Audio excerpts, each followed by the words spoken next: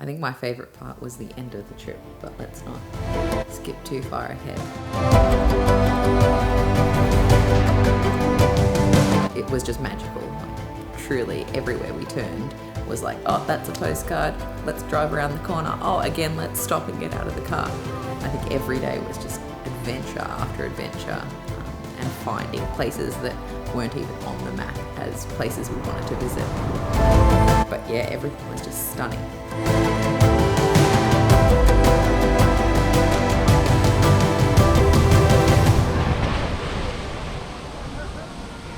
So a 4-year-old and a 6-year-old, 5 different places over 6 nights to see half a country. But we were pretty excited. Hi guys, we're going to Iceland.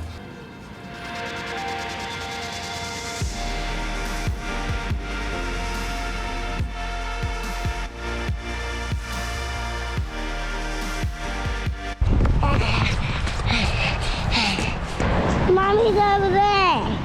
We went ice skating without realising that we'd booked to go ice skating, and it was ridiculously slippery. This is fun. Sierra, what's happening? Oh God.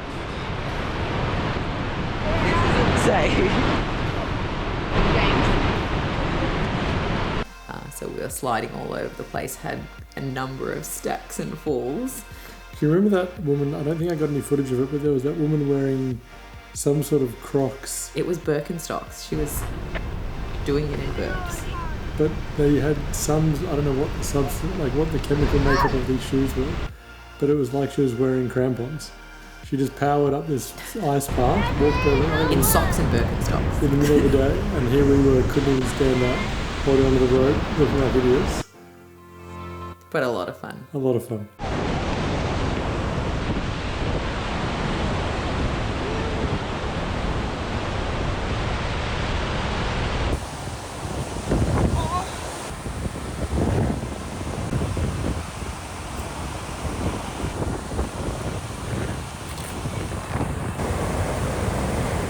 And the shot, well worth it.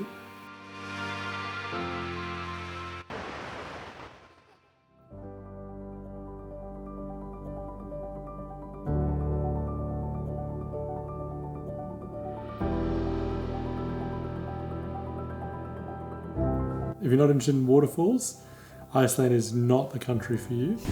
But if you are in favour of waterfalls, then this is the place to be.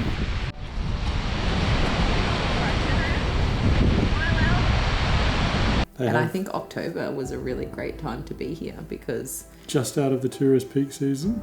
And wet enough to have like properly flowing waterfalls.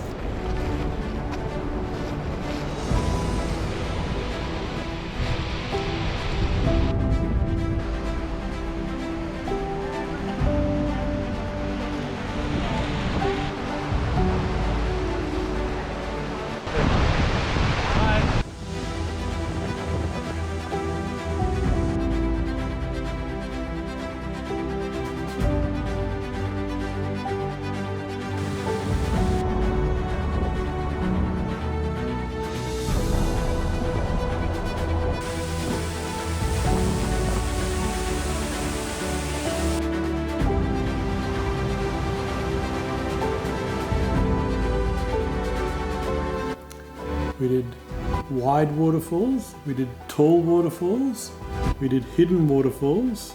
The hidden waterfall was really cool. Yeah. I'm gonna get a bus now. Oh, Ellie, just stay here, darling. Like it was on the map next to one of the major waterfalls, and we were sort of like, oh, like, do we see it? And there wasn't many people there because it was off season, and it was pouring with rain at the time, right? Like it wasn't just the waterfall that was making us wet. Sort of 200 meters down the track, we were like, oh, do we sort of go down and have a look? And We were already drenched by this time. So we've gone behind the waterfall. even with rain jackets on, but we went in and it was just spectacular. Yeah. Very cool.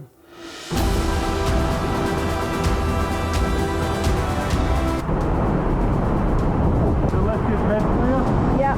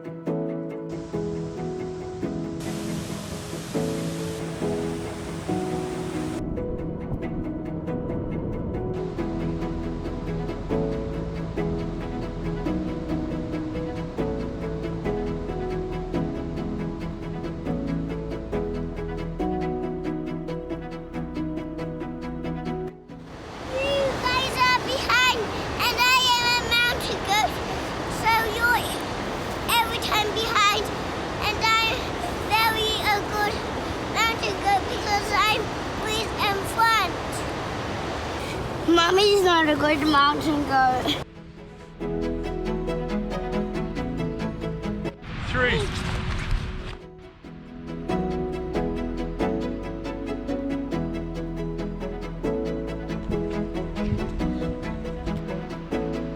And it's again my birthday. Oh, not too fast, darling.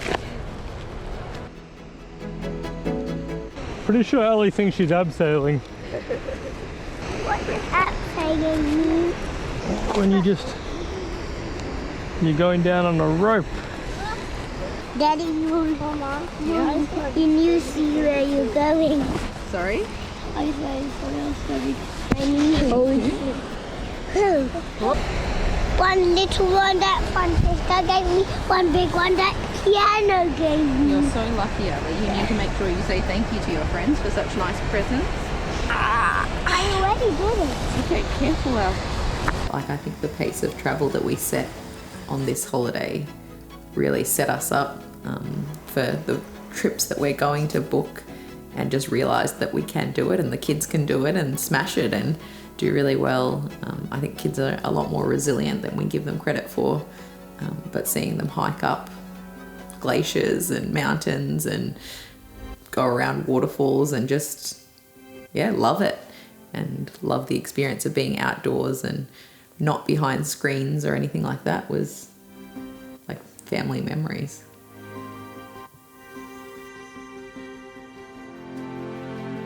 So we hired a four-wheel drive. That's really important when you're in Iceland because the F roads are what they call the gravel roads, and you have to have a four-wheel drive or all-wheel drive to go off the main road.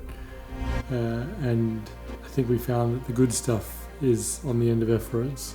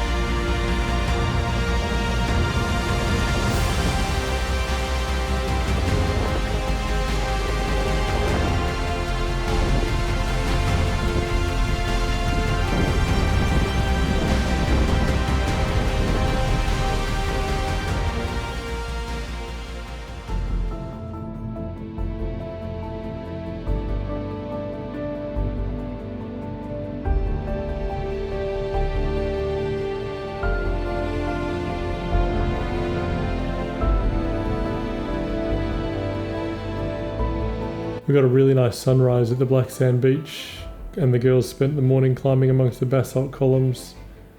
That was a lot of fun.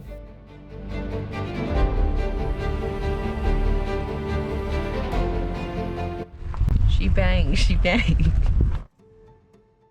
Do you like the side fringe?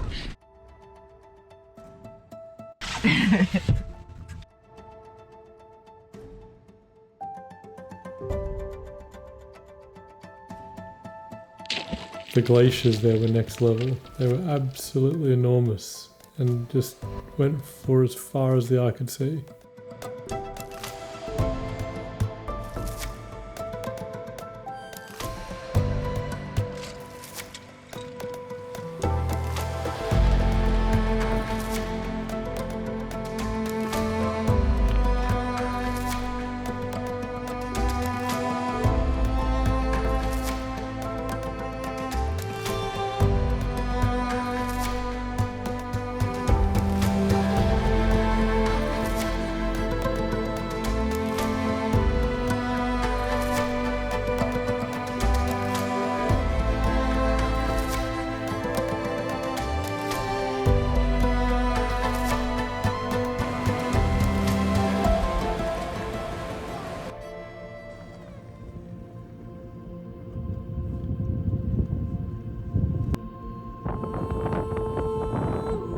The girls did not love the geyser though. They were not quite old enough to enjoy the randomness of the explosions, which completely freaked them out, I think.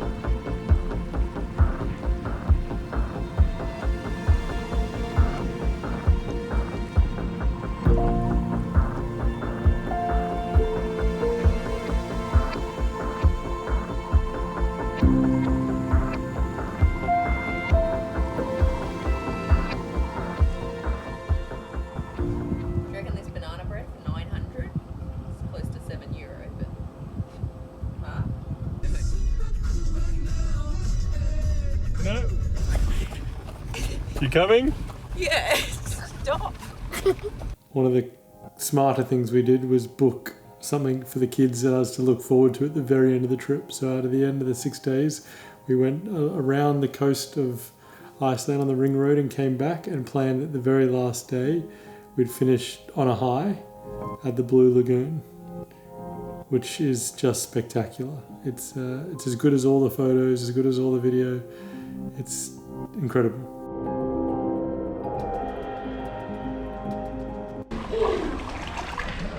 Is it deep?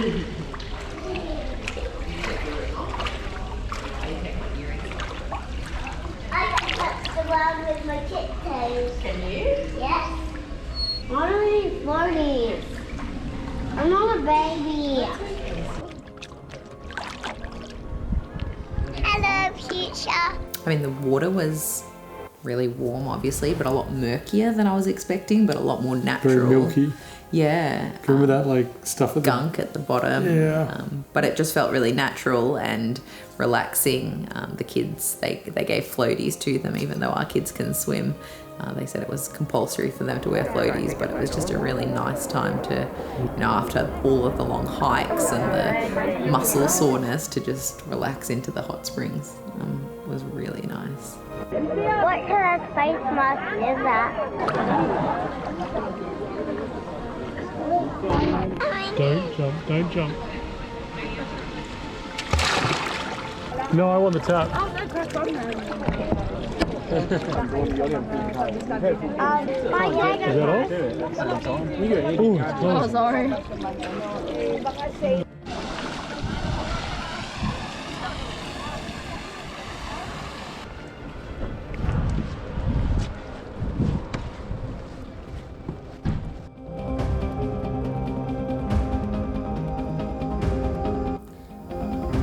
And then on the last night, we had the experience that we were waiting for. James was like, oh, I'll just pop my head outside. He comes back like a minute later. He's like, honey, it's on. What do you mean it's on? Like, are they fighting outside? But I step outside and the whole sky was green. Like, Not behind the camera, to the naked eye, it was just incredible. Like dancing lights going wild in like multiple spots. Like, look over there, hang on, it's now jumped over there. And like anywhere you looked was like hues of like bright green, dark green, teal, a little bit of purple, pink. Like It was just topped off our everything we hoped for and more. So we didn't quite tick off everything we wanted to see in Iceland.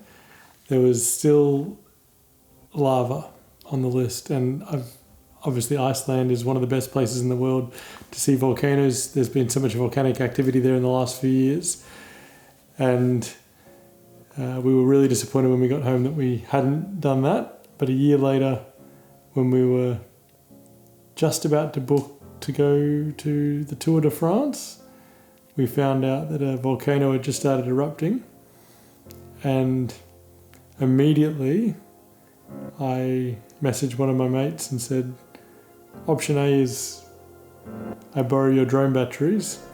Option B, book a flight and come to Iceland with me. And at the time he was in Australia, not due to get back for 2 or 3 more days, but he took option B. And just on a whim, we booked a flight. You'd just had Amelia, so baby 3-week-old. just come along. But it's lava, so like you can't not go, right? Well, I went and it was incredible. So we had 24 hours in Iceland from when our flight landed to when our next flight was departing. And we drove straight at midnight to the car park and hiked to 2 hours into the volcano, only to realise that we were still about 1 kilometre away from the actual volcano. And they wouldn't let you get any closer, so we hiked back to the car park and then hiked in another 3 hours from another spot to get right up next to the volcano.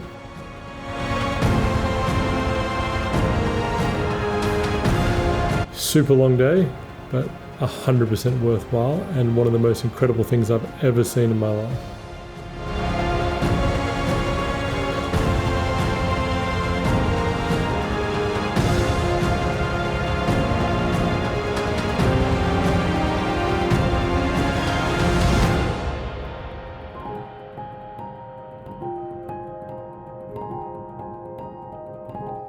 Time to dust off your passport and see what this big blue marble has to hold for you. Maybe we'll see you out there.